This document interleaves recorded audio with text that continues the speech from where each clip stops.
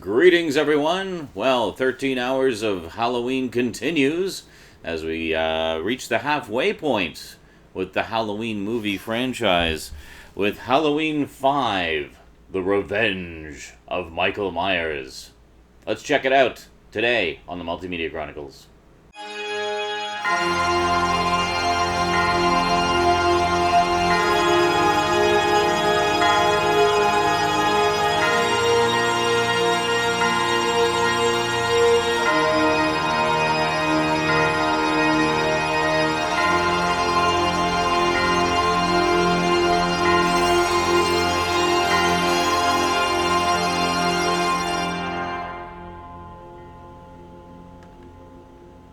Now playing.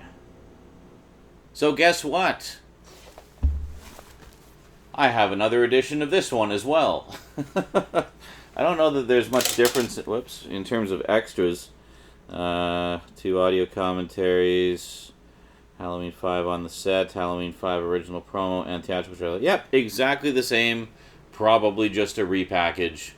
So, I got some comments from a few of you on Halloween 4 regarding the replacement disc, and apparently subsequent printings of the set, not the collector's set, but the smaller, slimmer set, actually contain the fixed disc for Halloween 4, and apparently it does fix the audio sync issues. So I'm going to poke around and I'm going to see. I don't know if Shout Factory's done individual releases of all the movies. I'm not sure. I don't think they have, other than 2 and 3. But I don't know. If there's some way I can get my hands on that replacement disc, I would definitely like to do so, just to have a, not out of sync copy of Halloween 4.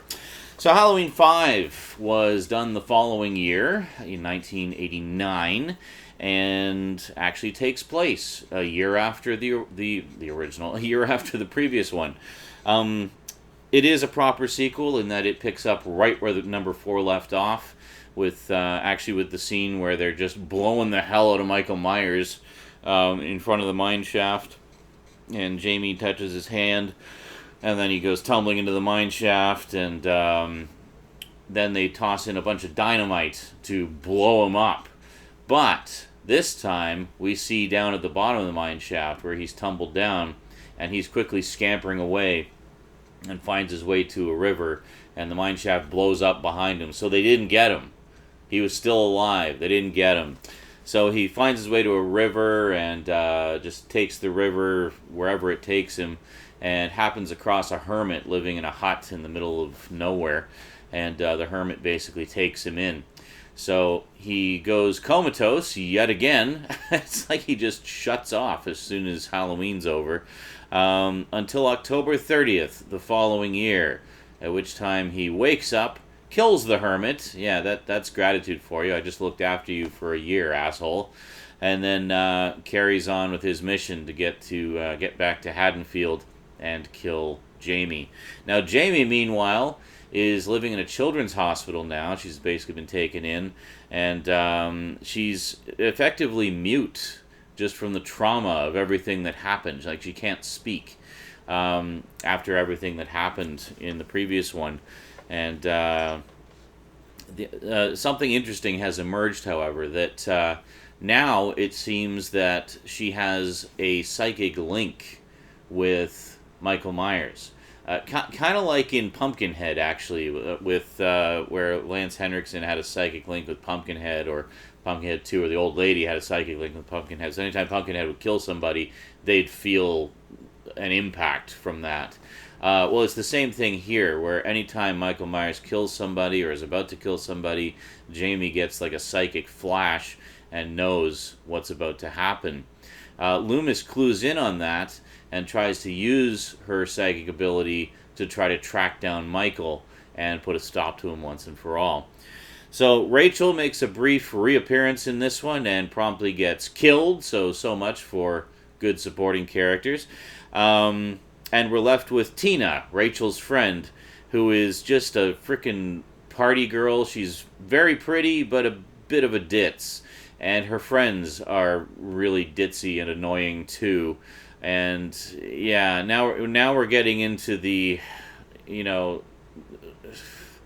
basically the trope of all the teenagers in the movie just being stupid, sex-mad idiots, and that's all there is to them. There's really no major character depth here. It seems like that died with the fourth one, which is unfortunate. But on the plus side, we do still have Jamie, and we do still have Dr. Loomis, and those two are fantastic, as always. I gotta say, I really, again, just blown away by Danielle Harris and her acting ability, as she would have been 11 going on 12 when she did this movie. The previous one, she was 10 and actually had her 11th birthday on set. And then this one, she was 11 and had her 12th birthday on set. So, yeah, so that was kind of cool, just that, one so young could just have such acting chops. It was really quite an amazing performance by her in this. And, a lot of people have issues with the whole psychic link angle, but I personally don't. I know it's something that we've seen in a lot of other horror movies, but, I mean, whatever. I mean, if it's done well, that's fine. I don't mind. And in this case, I think it was actually done really well because it served the story. It gave them a new way that they could try to track down Michael and put a stop to him. A few minor issues, maybe not so minor. We see the Myers house again, but it doesn't look anything like the Myers house that we've seen before. Some people refer to it as the Super Myers house, where it's just seems to be way bigger inside than it was and has a completely different layout from what we've seen before.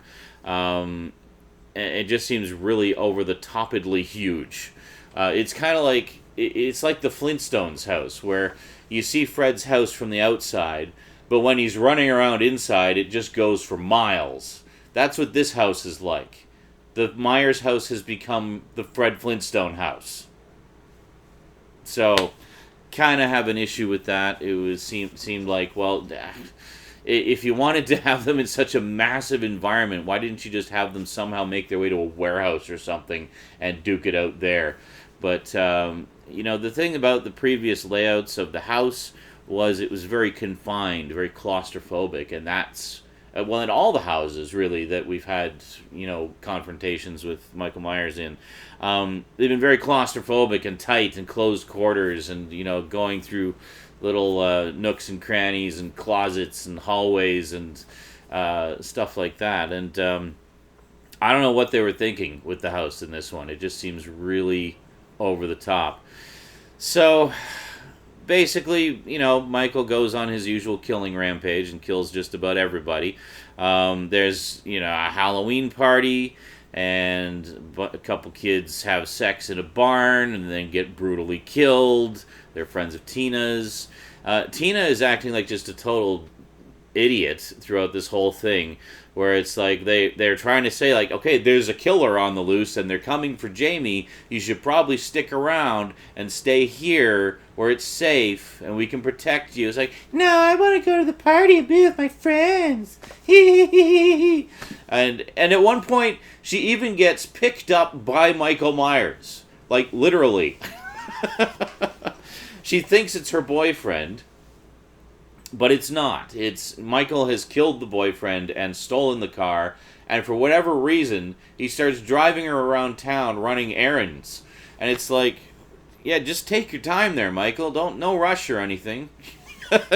It just seems really bizarre. Like, okay, I get that he likes to toy with his victims sometimes and kind of draw things out a bit. It's part of, his art of death thing, but like, what is the purpose of that? It's like, she's like, oh, stop here and go get I need to get cigarettes. And so he reluctantly stops and waits for her. He's like, she goes to the convenience store, she gets cigarettes, and he's just like sitting in the car, tapping his fingers and waiting and breathing heavily into his mask. And and then finally, meanwhile, she takes so bloody long, and he's just hanging out there waiting. Jamie's clued into where they are because she knows what's about to happen, and she describes the convenience store. She's not able to fully speak, but she can kind of mouth words, and there's this other little boy, Billy, who's like her friend, and he sort of translates what she's trying to say. I liked the character of Billy, actually. I thought he was a nice, just a nice kid who was really keen to help out Jamie and help her get better and everything, and just a really nice kid who meant well.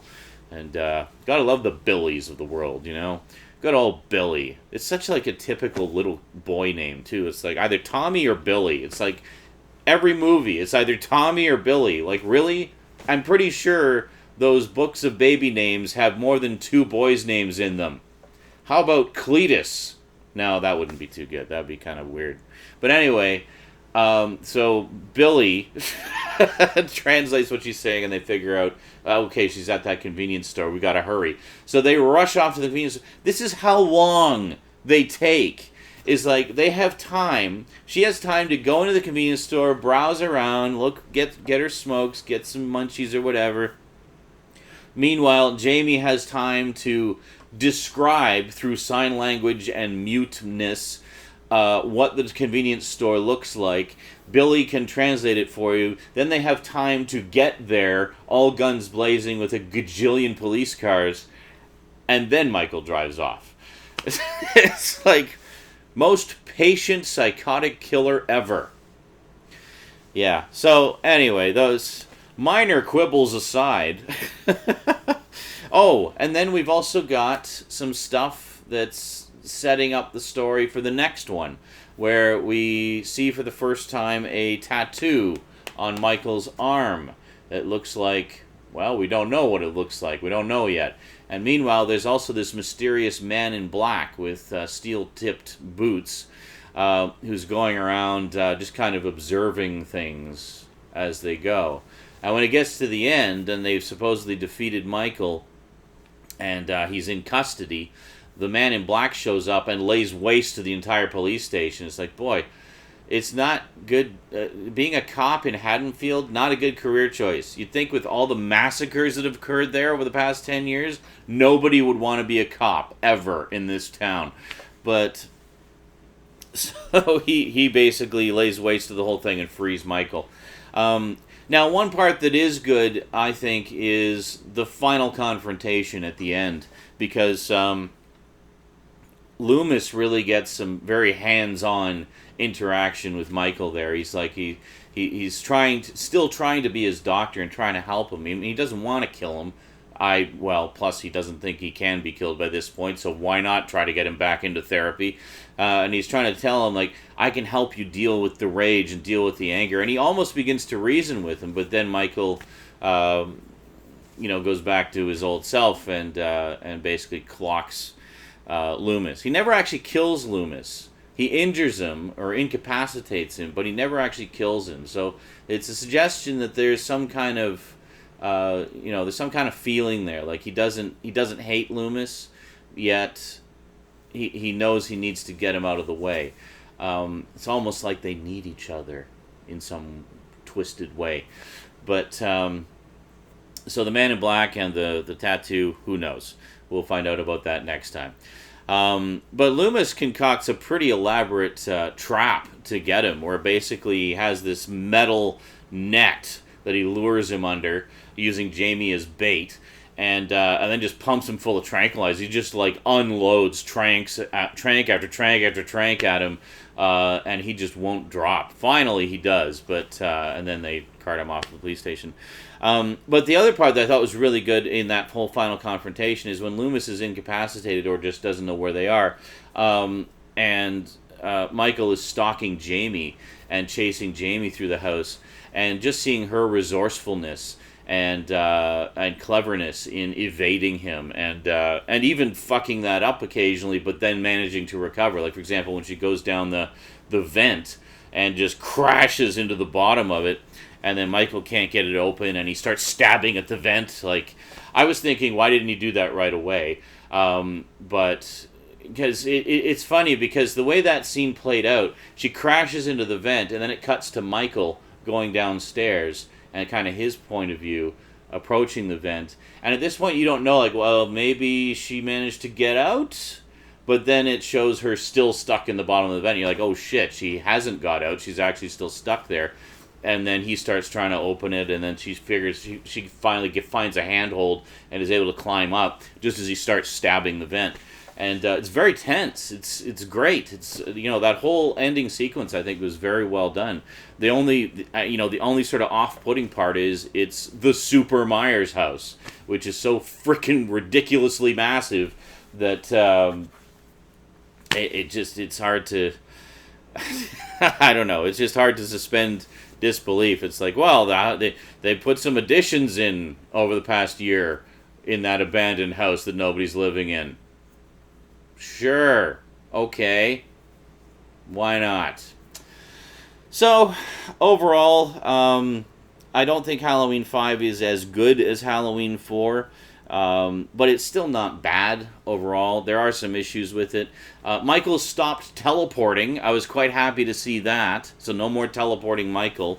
He actually goes in a path to get from point A to point B.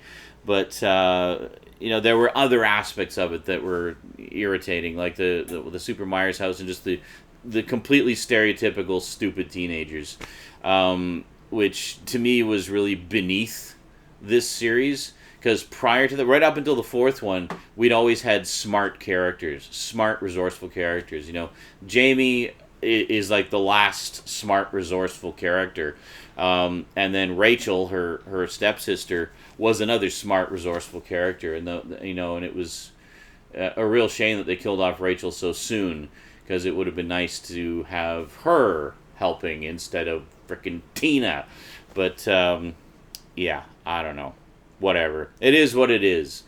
And it sets things up for the sixth one, which I've seen some people say they think the sixth one is superior. I am inclined to disagree, but we'll talk about that one next time. Now, I should mention, by the way, I have been doing these basically in real time. So I've been filming, editing, rendering, posting. Filming, editing, rendering, posting. Just non-stop, going like gangbusters since last night. I am freaking tired as hell. I'm about to pass out. So if all these videos just suddenly stop and grind to a halt, you'll know why. I just wanted to put that out there so nobody's left wondering. If that happens and I'm not able to finish them up today, I'll finish them up tomorrow because, I'm only human, right? I had intended to do them all in advance, but I just got so busy or tired or depressed or whatever and just never got around to it. But hey, at least I watched them all. So that's something. Alrighty, so quick thank you to my Patreon sponsors, especially Kyle Pellegrini, of course, my highest level sponsor. You rock, dude. Thank you so much for your support, and big thanks to all my other Patreon sponsors as well. You all rock, dudes and dudettes. You're making the magic happen. And big thanks to you for watching. Don't forget to like, rate, and subscribe. Wait a minute, liking and rating is the same thing. Yeah, never mind. Like, comment, and subscribe. See, I never do that. Everybody else does that. I never do that, so the one time I do, I fuck it up. There you go. Anyway. Chocolate bar time. What do we got here? We'll have an arrow. Because Loomis's accuracy with those tranquilizer darts was like an arrow. Even though this is a different arrow. But you know what I mean. I think I did one like that for one of the other reviews, didn't I? Something else was straight as an arrow. And this is not that kind of arrow. But whatever. I love arrow. We'll see you next time, folks. Until then, thanks for watching. And sayonara.